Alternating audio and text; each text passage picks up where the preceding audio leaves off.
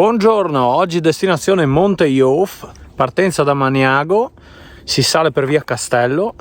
Renato si ferma a parlare con tutti praticamente, mi tocca star qua ad aspettarlo e vediamo come gira un attimino, anche perché fa freddissimo. Siamo partiti con -3 e vediamo che temperatura troveremo a 1300 metri. Coraggio, eccolo che arriva con la calma. Cominciavo a preoccuparmi. Quando vedo un cane, un collie, che sarebbe un Lessi. Ma per me ti sei fermato perché c'era una donna. No, sì. Già qualcuno a casa che mi aspetta. C'è qualcuno a casa che lo aspetta. La domanda è: sarà mica la Luisa?